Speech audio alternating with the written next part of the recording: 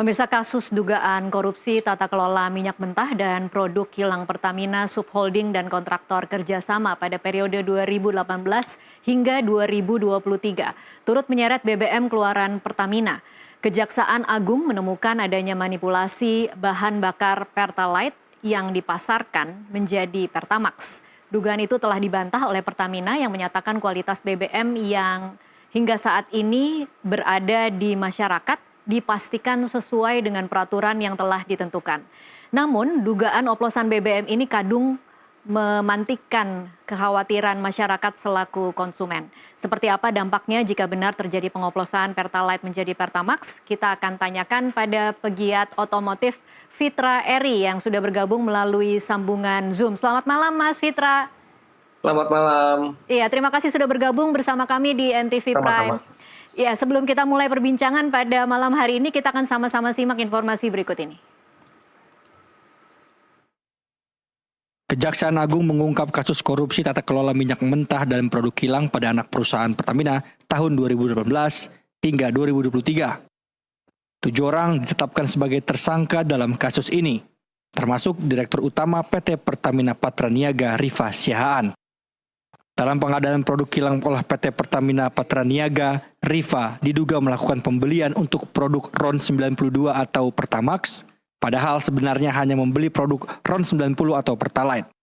Kemudian Pertalite tersebut di-blending atau dioplos di storage atau depo untuk dijadikan Pertamax dan dijual sebagai Pertamax. Dalam pengadaan produk kilang yang dilakukan oleh PT Pertamina Patraniaga, tersangka RS melakukan pembelian atau pembayaran untuk RON 92. Padahal sebenarnya yang dibeli adalah RON 90 atau lebih rendah, kemudian dilakukan blending di depo untuk menjadi RON 92 dan hal tersebut tidak diperbolehkan atau bertentangan dengan ketentuan yang ada. Fakta yang terungkap dalam kasus korupsi ini memantik kekhawatiran di masyarakat, khususnya konsumen yang selama ini menggunakan Pertamax untuk kendaraannya. Sebab penggunaan BBM yang tak sesuai peruntukan bisa berefek pada kerusakan mesin. Dari Jakarta, tim liputan NTV melaporkan. Iya, pemirsa, kita akan langsung berdiskusi bersama dengan pegiat otomotif Fitra Eri. Mas Fitra, ini kan hingga saat ini sebenarnya kita belum tahu pasti apakah benar dioplos atau tidak. Jadi kalau kita mau mencermati pernyataan dari Kejagung mengatakan bahwa tersangka RS melakukan pembelian untuk RON 92 Pertamax, padahal sebenarnya hanya membeli RON 90 atau Pertalite, yang kemudian dilakukan blending. Sementara hari ini kita menyaksikan banyak sekali komentar bantahan dari Pertamina yang memastikan bahwa produk yang sampai ke masyarakat itu sesuai dengan speknya, tidak ada Pertamax oplosan, dan di terminal-terminal storage di Pertamina Patraniaga tidak ada fasilitas blending untuk produk gasolin. Yang ada hanyalah fasilitas penambahan aditif dan pewarna. Nah, Anda sendiri kalau melihat bagaimana reaksi publik atau reaksi masyarakat yang terbaca di sosial media ya Mas Fitra, kan terasa banget begitu gaduh dan begitu merasa dibohonginya masyarakat. Anda sendiri apa yang ada di pikiran Anda pada saat pertama kali mengetahui informasi ini? Iya, saya rasa wajar kalau masyarakat berpikir seperti merasa dibohongi. Kok saya beli Pertamax dapatnya Pertalite gitu ya. Tapi faktanya kita sama-sama harus menunggu hasil penyelidikan. Karena yang namanya oplosan itu sebenarnya bahasa populer ya, tapi bahasa yang lebih saintifiknya itu adalah blending. Blending adalah proses yang wajar dilakukan. Nah, yang membuat masyarakat menjadi tidak percaya adalah karena Kejaksaan Agung menyatakan bahwa proses blending ini adalah ilegal. Ilegalnya itu bisa macam-macam, apakah cara yang dilakukan ilegal atau mungkin Pertamina Patraniaga bukan pihak yang boleh melakukan blending atau prosedurnya itu kan tidak dijabarkan secara detail. Jadi wajar kalau misalnya terjadi kekhawatiran di masyarakat, apakah benar bahan bakar yang sampai ke publik itu sesuai spesifikasi atau tidak, tentunya kita juga tidak bisa menguji secara langsung gitu ya, sebagai masyarakat awam gitu, harus peneliti yang menguji. Jadi saya rasa terlepas dari apapun bensin yang akhirnya dijual ke masyarakat, saya rasa sangat wajar kalau misalnya ketidakpercayaan atau rasa kekecewaan itu timbul. Baik, Mas Fitra, kalau pembicaraan di komunitas otomotif seperti apa? Ada tidak mungkin cerita-cerita atau pengalaman dari teman-teman Mas Fitra yang kemudian seperti menghubungkan antara pengalaman pribadi mereka yang mengalami kerusakan mobil, yang kemudian sekarang menjadi seperti seolah-olah masuk akal dengan fakta yang kita ketahui saat ini?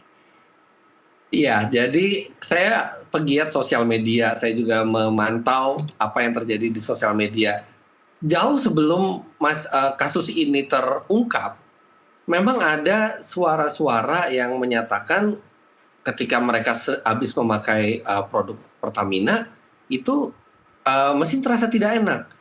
Ketika mereka pakai produk lain yang swasta gitu ya, mereka bilang jadi lebih enak kendaraannya. Tapi kan itu bisa benar, bisa tidak, tapi memang ada sejumlah orang dan lumayan banyak gitu ya suara-suara seperti itu. Begitu kasus ini terkuak, itu seperti bola salju langsung. Nah kan akhirnya benang merahnya nyambung gitu semuanya. Iya. Terlepas apakah benar itu yang terjadi karena oplosan yang tidak sesuai standar atau tidak, tapi ya secara psikologis ini seperti menjadi bola salju yang semakin lama semakin besar, masyarakat jadi terpengaruh juga, dan saya rasa Pertamina harus cepat mengambil tindakan kalau tidak mau kehilangan kepercayaan dari masyarakat. Iya, Mas Fitra sendiri memakai Pertamax tidak? Saya pernah pakai Pertamax gitu ya, tapi biasanya saya sejak bensin swasta itu ada, saya memakai bensin swasta. Sebenarnya saya percaya mungkin kualitasnya itu mirip ya karena ada standar baku mutu. Tapi memang pelayanan yang saya cari waktu itu, jadi kadang-kadang kalau misalnya saya lagi nggak sempat ke pompa bensin swasta, saya isi di Pertamax. Tapi saya pernah menggunakan Pertamax. Pertalite enggak. Tapi tidak punya pengalaman bahwa setelah kemudian beralih ke bensin dari swasta, mesin lebih baik begitu ya Mas Fitra? Ya kebetulan saya juga bukan tipe orang yang suka gaspol kalau di jalan gitu ya. Saya bawanya biasa-biasa aja. Jadi buat saya pribadi saya belum pernah dapat pengalaman yang buruk sampai merusak mesin gitu. Ataukah mungkin saya kebetulan dapat yang bagus, karena kalau di Pertamina saya selalu pilih yang COCO, company owned, company operated gitu. Jadi Baik. yang mestinya baku mutunya lebih terjamin. Oke. Kalau kemudian benar fakta ini terkonfirmasi, benar ada oplosan atau blending yang ilegal, Mas Fitra, bagaimana BBM ini kemudian bisa mempengaruhi performa kendaraan dan mesin?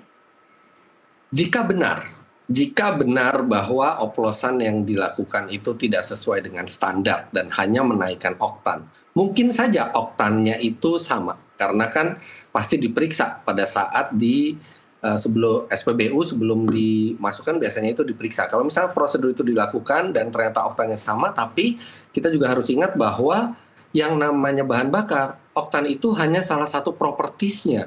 Ada banyak propertis lain dari bahan bakar.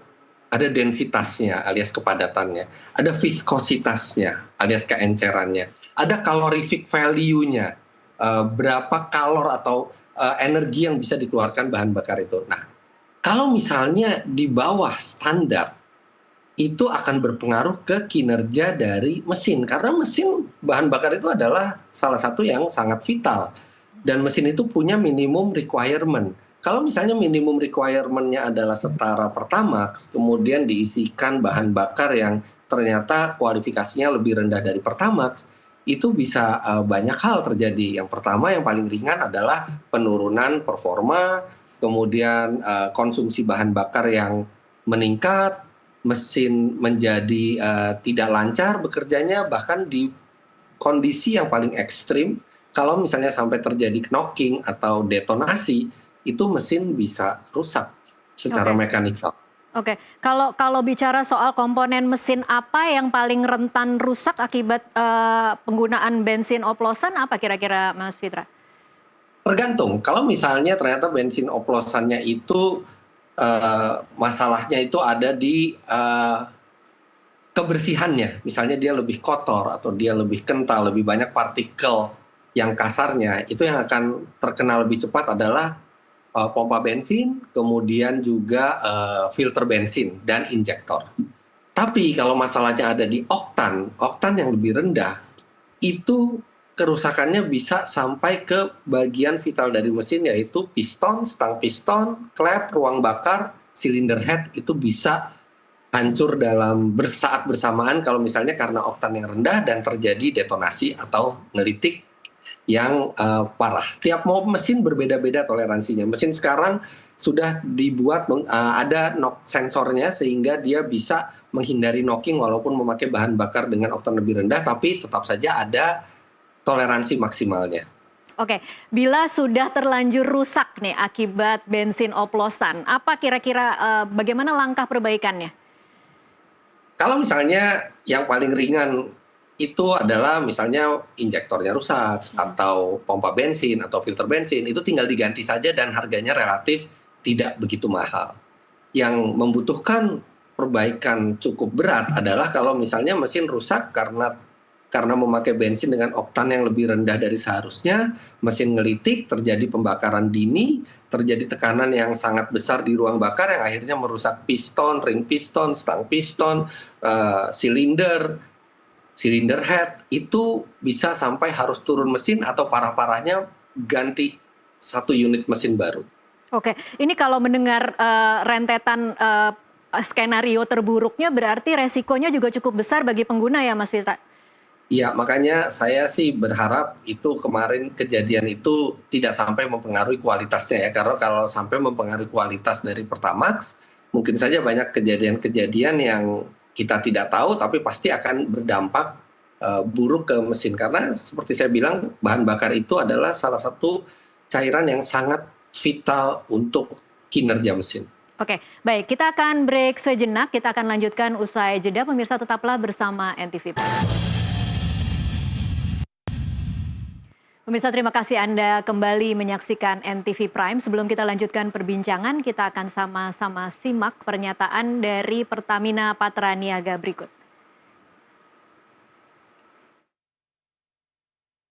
Pasca terungkapnya dugaan korupsi tata kelola minyak mentah dan produksi kilang minyak tahun 2018 hingga 2023 berdampak pada konsumsi dan kepercayaan masyarakat terhadap bahan bakar Pertamax.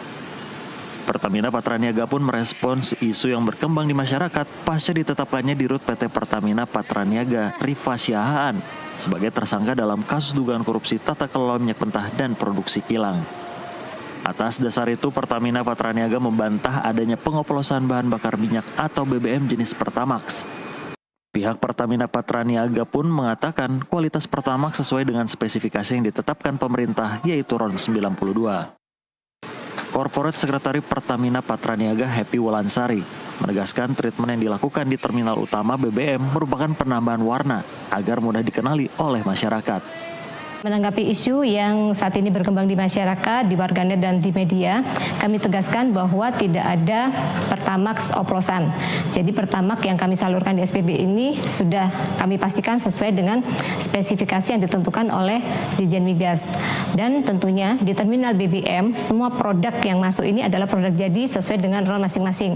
Jadi kalau Pertalite RON 90, Pertamax RON 92, dan Pertamax Turbo RON 98. Dan kalaupun ada treatment yang dilakukan di terminal BBM, ini sebetulnya bukan pengoplosan ya, tapi di sini tentu ada beberapa BBM yang mungkin datang tidak dengan warna, karena basicnya sebetulnya BBM ini tidak berwarna, sehingga diperlukan pewarnaan atau dayes ya, sehingga masyarakat mudah mengenali. Seperti Pertamax ini diberi warna biru, kemudian Pertamax Turbo diberi warna merah. Selain itu juga diberikan zat aditif untuk meningkatkan performance dari BBM itu sendiri. Penyidik Kejaksaan Agung telah menahan 7 tersangka atas kasus dugaan korupsi tata kelola minyak mentah dan produksi kilang minyak tahun 2018 hingga 2023. Dalam kasus ini, negara mengalami kerugian hingga 193 triliun rupiah.